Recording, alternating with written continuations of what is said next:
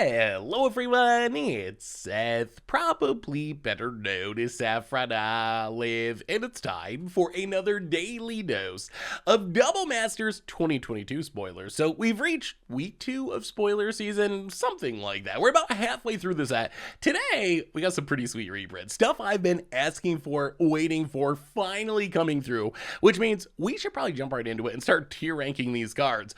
Before we do, a couple of quick reminders. Number one, to keep up on all the latest spoilers throughout the day, head on over to MTGpreviews.com. Number two, if you need some of these cards, or any cards really, you can get them from our awesome sponsor Card Kingdom over at cardkingdom.com/MTGGoldfish, and even get a free goldfish sticker. Anyway, let's tier rank today's batch of Double Masters 2022 reprints. So today, we once again kick things off in the A tier. Nothing in the S tier. Our best reprints right around $40, $45, and we got two cards in A tier, including one which I'm really hyped for. Last video, I was talking about how we really needed more modern stuff, and I actually called out the Modern Horizons 1 mythics, including Seasoned Pyromancer, and Wizards apparently heard the call, and now we get Seasoned Pyromancer in the set, including a new borderless art that looks really sweet. So Seasoned Pyromancer, really important to a lot of different modern decks. It's kind of a mid-range all-star, also sees playing some mono red decks, currently around $45, and getting more of these out there are going to be really helpful for certain modern decks, and maybe, hopefully this means we're also going to get more of those Modern Horizon 1 mythics. I'm keeping an eye out for Urza and Yawgmoth, Ranger Captain of Eos. Those would also be great inclusions. Our other A tier card, one of my favorite meme cards, Thrumming Stone. Thrumming Stone, also ridiculously expensive. It's like $40+, but that is in large part because it's never really been reprinted. It was on the list at one point, but it's never got a real reprint, and it's from Cold Snap, which is a notoriously low supply set. So its price is in large part because of its scarcity more than its demand, but it does do hilarious things. Normally Thrumming Stone, you play it with Persistent Petitioners, with Relentless Rats, with cards like that, and then you cast one, and then you just ripple into your whole deck and win the game. It is a card though I think is going to crash a lot, so if you want to build those sweet Thrumming Stone meme decks, I would say keep waiting, because Ripple doesn't really work in Commander, so it has like essentially zero Commander demand, doesn't see any competitive play, so this is mostly like a casual modern, casual legacy style card. And when you consider the supply stuff we were talking before, I would not be at all surprised if Thrumming Stone, when it's all said and done, is like $10 or less, which is really exciting because the decks that play Thrumming Stone are hilarious and just so janky and funny, and I'm glad more people are going to be able to experience it. In the B tier, $10 to $25, we got 3 cards today. Thousand Year Storm, coming back and downgraded from Mythic to Rare, which is definitely nice, just over the $10 price threshold, and coming with a sweet new borderless art, Oracle Moldiah. For a long time, this was almost like a Damnation, where it was a card that people would ask for reprinting over and over and over again, and it seemed like it would never happen, but then it did show up in a Jumpstart. It's around $15, $20 right now. The new borderless print, I feel like I say this on repeat, but so many of these borderless cards look so good.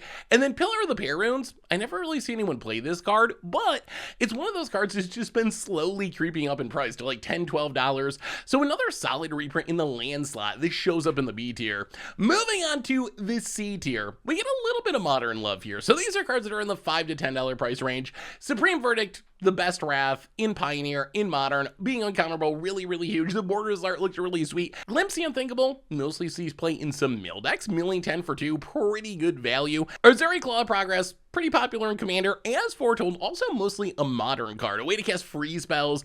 Creekwood Liege, the most expensive of the lieges, almost $10. So if we're gonna get all of them, at least we got the good one too. So these are all cards that are fine opens when you consider you're getting 2 rares or mythics in a pack. Getting a $5 to $10 rare isn't the end of the world. Not super high end, but kind of the nuts and bolts that fill out the set. Then we have the Commander heavy D tier. In the D tier today, these are just above bulk, $2 to $5 cards. We get some new legends, well, returning legends, new versions of old legends, I guess. Cedrus, the Mimeoplasm, 2 pretty popular commanders, especially the Mimeoplasm, a classic old school Commander precon card. Glenelenda Liege, Magister Sphinx, Una's Prowler, Argent, another not super popular but somewhat popular commander. It seems like one of the themes of this Double Masters is reprinting old Commander deck legends that haven't been reprinted in a while, which I think is pretty sweet. A lot of these are really awesome commanders that maybe maybe newer players haven't experienced just because they're kind of old at this point, and seeing them again, getting them out there, seeing the spoilers, seeing them in this new set, maybe that's gonna inspire people to build around them, which would be awesome because these are some of my favorite Commander Precon commanders. Then we have the bulk tier, the F tier, and there's a lot of cards in this tier today, although I really wanted to put Chaos Warp in the S tier. I know it's only a $1 card. It doesn't have any meaningful value, which means by our criteria, it resides in the F tier, although this card I think is actually really important because of the art. This is art by Phil Foglio, who is one of the original iconic Magic artists. If you've ever seen the Sulphurous Springs from Ice Age with the devil living his best life, chilling in the Sulphurous Springs hot tub thing, that's Foglio art. It's just like so unique and so awesome, and Wizards actually pulled him out of retirement. He hadn't painted in years, he said, to do this art and do some other art on upcoming cards.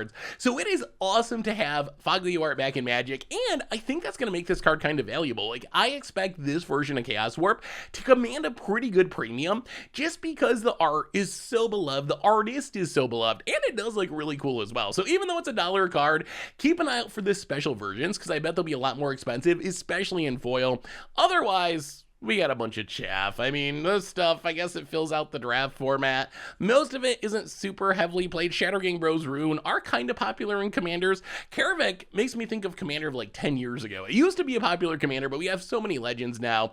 It's more or less fallen by the wayside. I don't really see people play it anymore. Prize Amalgam Gifts do show up a little bit in Modern, but they're so cheap. They're not the cards that are keeping you from building Dredge or whatever in Modern or Legacy because they're already cheap enough already. So those are the bulk tiers. We also have a few rarity shifts to mention. We mentioned Thousand Year Storm from Mythic down to Rare, Crackling Doom down from Rare to Uncommon, Mimeoplasm, Shattergang Bros. These cards I want to mention just because the rarity of Precon cards doesn't really matter. Like the Mimeoplasm, it's technically a Mythic. That is what its set symbol shows.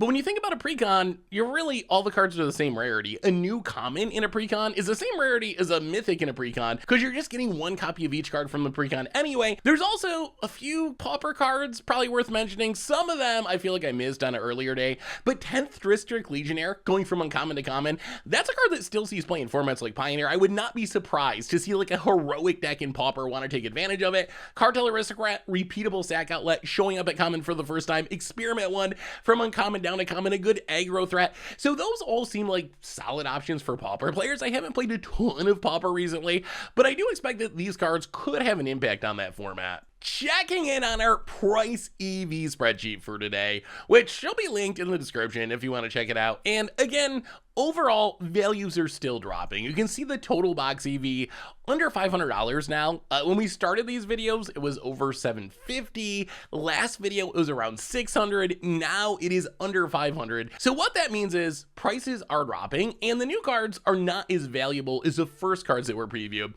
On the other end, there is good news. If you assume that every other card yet to be spoiled. Right now we're at 45% of rares, 60% of mythic, so half the set roughly. Let's assume the other half of the set has $0 of value. The EV of the box would still be around $250 at current prices, which is actually about what I've seen boxes selling for. So it seems like at current prices, and again, these prices are about to drop, they're gonna keep going down, probably by quite a bit, but at current prices, the box is looking like fine value, although, of course, asterisks, there's going to be risk. You could open a bad box. We talked about last video how the average value of a rare is much higher than the median value of a rare, which means there's going to be a lot of variance in this set. If you run well and hit the high-end stuff, you're going to be super happy. If you run poorly, you could get all bulk rares out of an entire box and end up really whiffing on the value of the box. But in general, things are trending down, but still solid. Anyway, that's today's daily dose of Double Masters 2022 spoilers. So what do you think? What do you think about the Season Pyromancer reprint? Are we going to see more like that for Modern? What about the other new cards? How hyped are you to see Foglio art coming back to Magic? Let me know what you think in the comments.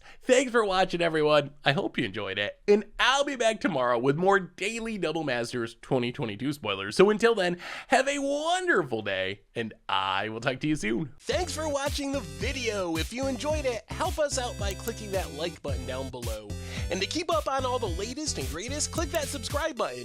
And don't forget to hit that bell icon to get alerts whenever we have new videos. And if you want to, check out some of our other sweet videos here and here.